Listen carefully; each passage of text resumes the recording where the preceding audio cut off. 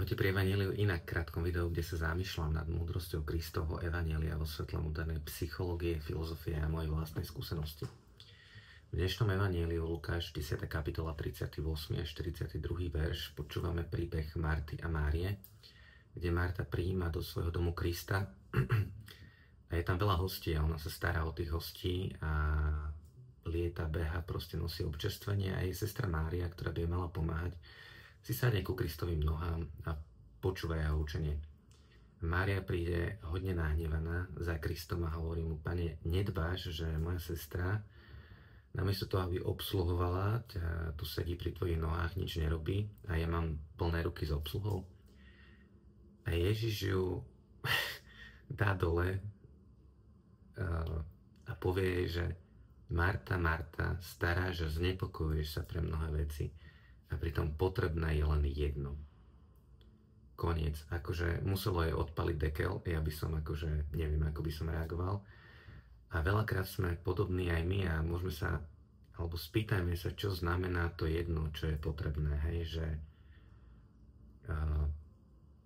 Marta je vo víre udalosti, vo víre starostlivosti, starosti rovnako ako dnešný moderný človek, ktorý proste ide od rána do večera a sa nezastaví. Hej, mami, ktoré majú deti, stane tá mama, chystá raňajky, oblieka decka, chystá ich do školy, sprace kuchyňu, sama sa musí vychystať, namalovať možno, opekniť trošku, obliecť, letí do práce, z práce letí, proste je v jednom kolotoče nejaká mama, alebo aj pracujúci otec, alebo tak, a tých povinností je veľmi veľa. A tu prichádza Boh a hovorí, že potrebné je len jedno. A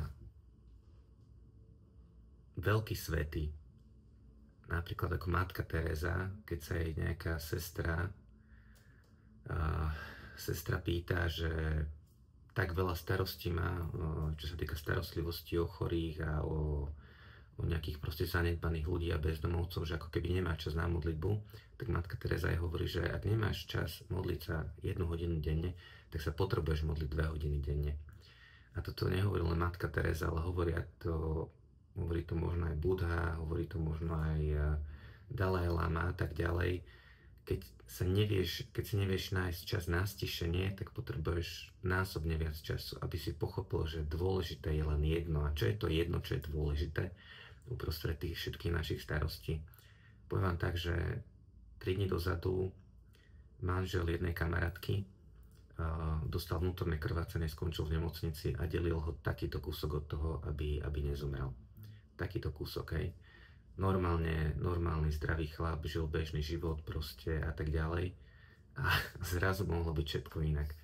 A čo chcem povedať je to, že akokoľvek si myslíš, že si dôležitý, že som ja dôležitý, v momente sekundy autonehoda, srdcová príhoda, mozgová príhoda, tých príkladov je nespočetne veľa a nemusíš tu byť.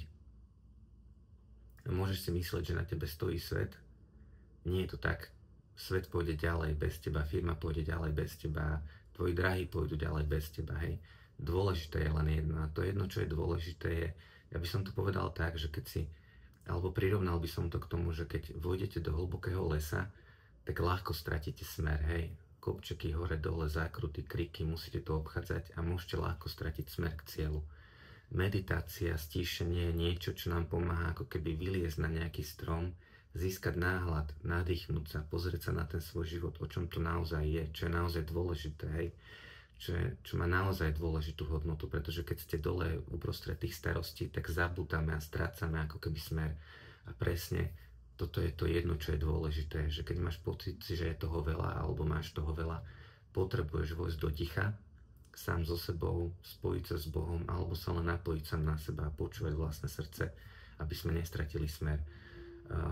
Keď otec, ktorý chodí do práce a tej práce je proste naozaj veľa, ľahko stratí smer, stratí čas so svojimi drahými, stratí čas, proste bude tráviť priveľa času v práci, stráca ako keby smer. Keby vošiel do ticha, našiel stíšenie, uvedomí si, čo je naozaj dôležité, že sú to aj deti, aj čas s deťmi, aj čas so ženou, tak by dokázal z toho kolotoča vystúpiť a možno sa nestratiť. Rovnako mama, ktorá sa stará o domácnosť a môže byť častokrát preťažená a je toho naozaj veľa, pokiaľ dokáže vystúpiť a vstúpiť do ticha a uvedomí si, že všetko to, čo robí, robí preto, lebo miluje svoje deti, lebo miluje svojho muža, lebo miluje svoju rodinu,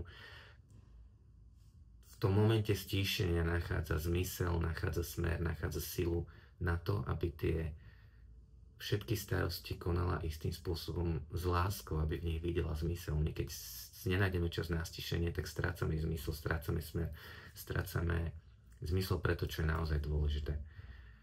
Pozývam nás všetkých, aby sme si našli možno 1 minútu za deň. Hej, 10 minút môže byť priveľa pre niekoho na začiatok, ale 1 minútu denne vojdi do ticha a uvedom si, čo je naozaj dôležité. A dôležité je naozaj len jedno. A to jedno v tom ticho objavíte, to vám garantujem. Práve som skončil svoju 12-minútovú meditáciu, ktorú robím každý deň. Ťažko sa to popisuje. Faktom je, že to prináša pokoj, nadhľad a radosť do srdca. A veci zrazu dávajú zmysel. Dôležité je len jedno, nezabudneme na to ani dnes.